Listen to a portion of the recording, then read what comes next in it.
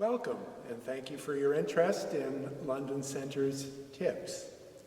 Most of our tips last year were given by our own members, but today it gives me a great pleasure to welcome Victoria Meredith, better known as Vicky, who is a great friend of our centre and a renowned Canadian choral conductor and longtime professor at Western. A little known fact is, too, that she was a church music director for a time, so she knows some of the problems and joys that we have in our work. So it's with delight that I welcome Vicki to be part of our tips series. Welcome, Vicki. In this session, I'm happy to share with you information from my own research about some of the changes that tend to occur in adult voices as we age, and also to make some suggestions about how can we deal with some of the resulting challenges. Some of the changes that people attribute to aging are actually just the result of being underconditioned, and this can happen at any age. Still, over time, there are some things that tend to change in most people's voices to a greater or lesser extent, depending on our individual state. And we'll consider these in the categories of posture, breathing, tone, and diction. As we age, our posture often tends to become less expansive, and our balance becomes a little weaker. So if we become caved in and we give in to gravity, it can prevent us getting a full breath. It can interfere with holding our music up. It can even add tension in our throat. If our head is also bent over, then you feel a lot of tension in here. So some of the things that we do to try to maintain a posture that helps singing would be things like the stretches that we often do at the beginning of a warm-up or a voice lesson, singing a short exercise, any short exercise, just something like that, while standing on one foot, because that really helps our balance. Some people can't do it at all at first, but it really does help us to engage the core and to work with our balance. So something like that on one foot is good, and also just reminding ourselves to check our posture and not to kind of fall into just getting more and more slouched as the day progresses. I find that's especially difficult when I spend time in front of the computer. And during a rehearsal, it's up to the choir director to keep an eye on the singers and to see what are they doing. They usually start off with really good posture, but as they go along, are they starting to cave in? And do we need to remind them? Do we need to take a little stretch break? Do we need to energize a little bit there?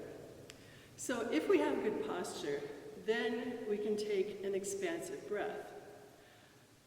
But as we age, the rib and abdominal muscles, which are the main ones that are involved in getting a good breath and then controlling the exhalation of that air, they tend to lose elasticity because we lose collagen in our bodies.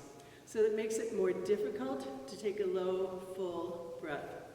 It also means that it can take longer for an older singer to take a deep breath. So that you have to keep that in mind when you're actually looking at the music. You need time to breathe in between phrases. So two kinds of exercises that I find particularly helpful. One are staccato exercises because they engage the abdominal muscles. That kind of thing. It can be any vowel, it can be any pattern. But just things that move those muscles. So whichever muscles you want to strengthen are the muscles you have to work. So that's what we're trying to work there. The other exercise I find really helpful because it helps us to control different amounts of air for different lengths of phrases, and this has to do more with the exhalation part of breathing, is the expanding scale, where we start with a 2-note phrase, take a breath, 3-note phrase, breath, 4. So breath. That could be on a hum, it could be on do, re, mi, it could be on 1, 2, 3, on any vowel, but you continue to add one note each time until you reach an octave. And so by the end, you're really making quite a demand on your breathing mechanism to control that full long phrase, whereas at the beginning it was easy and short. But that's really good for helping to strengthen those same muscles. So moving on to tone, I find that there are three main kinds of changes that I notice in aging voices.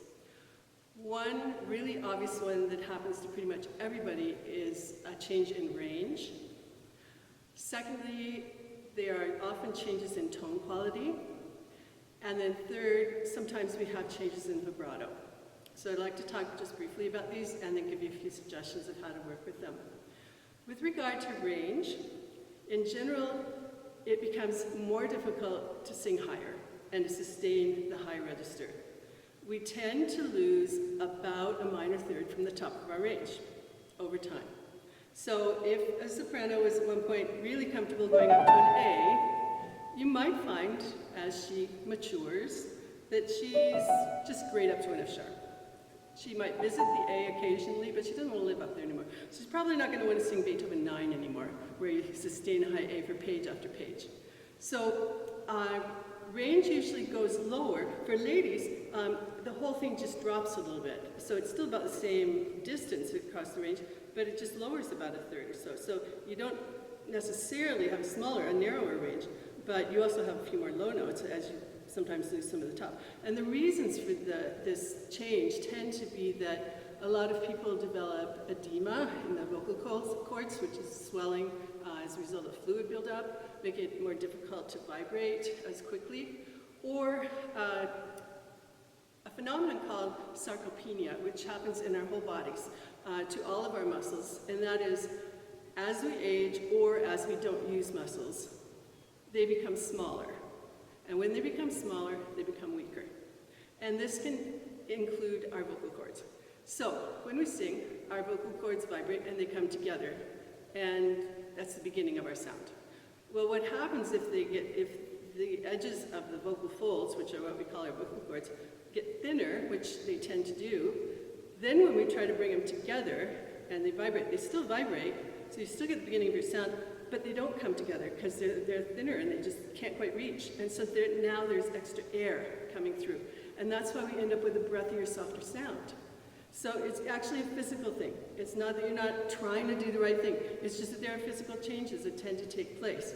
There are also exercises we can do to help counter each of these things. But for a conductor, it's really important to watch for the signs. Watch for people who look like they're uncomfortable. For example, sometimes you see people doing this kind of thing, like, oh boy, that was a good workout. Man, I'm really tired. And you shouldn't feel tired. You should feel better when you finish singing than when you started. So watch for things. You'll also hear it. You'll hear tension in the sound. Sometimes you start to lose pitch. So see where they're having problems, and then sometimes you have to address those individually. With regard to tone quality, the biggest changes you often hear are breathier sound, softer sound, also sometimes a rougher sound, a little bit, it's hard to get a really smooth scale, for example. You hear kind of more breaks in the sound, a little bit of cracking in the sound. But there are some exercises that are really good for working with both the range and that smoothing the sound back out. And my very favorite one is glissando. I like to do it with a fifth, but you can also use an octave. And you glissando all the way down, glissando all the way back up, glissando all the way. So I like to do it on a hum, but you can do a vowel.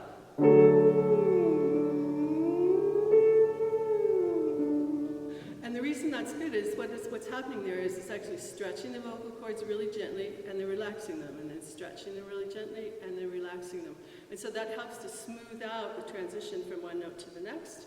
And it also helps to approach the high range more, because the more they're pulled this way is what happens when we're singing higher notes. One other thing related to this that's really important and not always easy to deal with is we have to be sure that people are singing the right part for their voice at this particular time.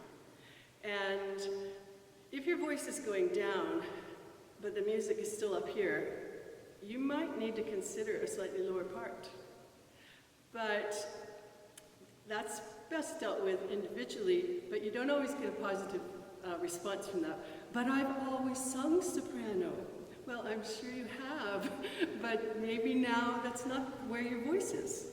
But you might or might not win that one, but you do have to try to be aware of it and try to help people with it, because lots of times people's voices change. Even professional opera singers, you see, for years and years they sing tenor, and then all of a sudden they're singing baritone, and they sing all new roles. So it's not that it's not a common thing, and it's not just having anything to do with whether you're a trained singer or not. It just changes that happen in our bodies.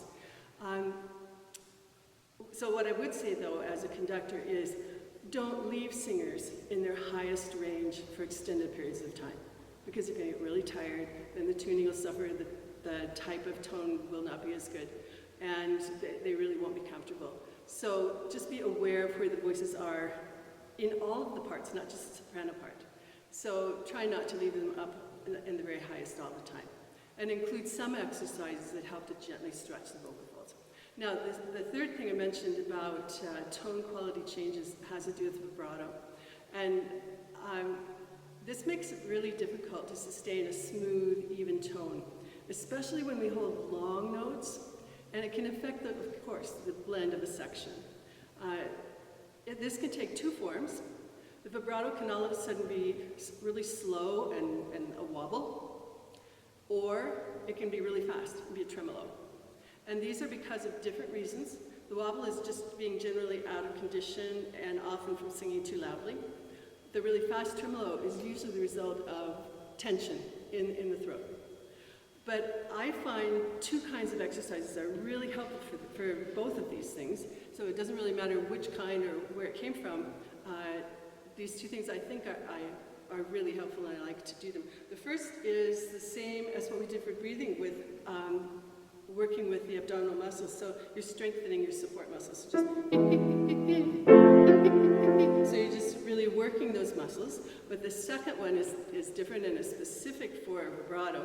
And that is, you have to learn and teach your singers to move the air and keep the air moving, because the tendency is when you feel that your voice is wobbling and it's out of control, is you want to hold it. And they really try, oh, I can really hear that, I can hear that, I don't want that, and they get really tight, and it makes it worse. So that just creates more tension. So what we want is you have to let go of that, but you want to keep the air moving and the sound just riding on the air.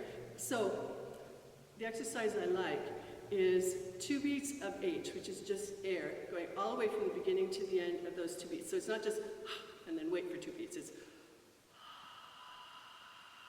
all the way through.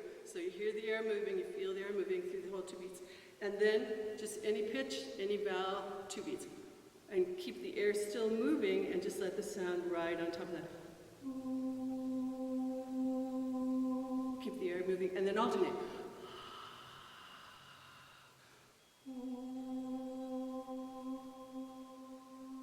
And you keep going with that. And you get a totally different tone than the wobble that preceded it.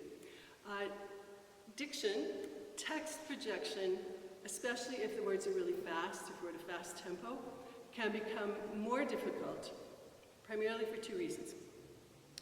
There's a general neuromuscular change that's taking place in our bodies as we age. And what that does for the most part is it slows everything down. You know, we start to walk more slowly, we move more slowly, everything is slower. It's harder to move all the muscles as quickly as we once could. And also they tend to get stiff, and then it's hard to have them be as flexible as they once were. The other thing that happens a lot of times to adults is changes in our dental formation. So you combine those 2 things, and diction can actually become an issue. So the best thing that I found, and that I think lots of people like to use, are tongue twisters, and you can just keep a collection of them. Some of the ones that I like are maybe Mama, maybe go to Miami, or maybe Mama, maybe not. Maybe Mama, maybe go to Miami, or maybe Mama, maybe not. Or a big black book, bit a big black bear, big black book, bit a big black bear. Or the name of the town, Walla Walla, Washington. Reason I like that, it's really short, but it uses all of the different muscle groups that are used in English pronunciation.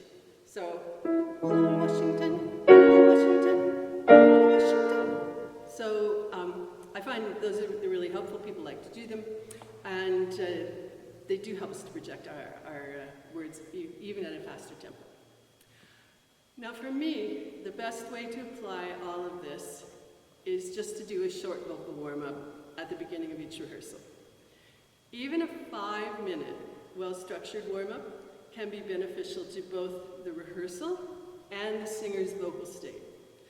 Exercises literally warm up the voice as blood gets flowing to the muscles involved. And singers gain strength in each of the areas that are worked. It also gives us the opportunity to focus on skills that are going to be needed in the repertoire. So just 1 or 2 exercises focusing on posture, on breathing, on tone, on diction, can save time and help singers to maintain their best sound. Thank you, and good luck to you and your singers.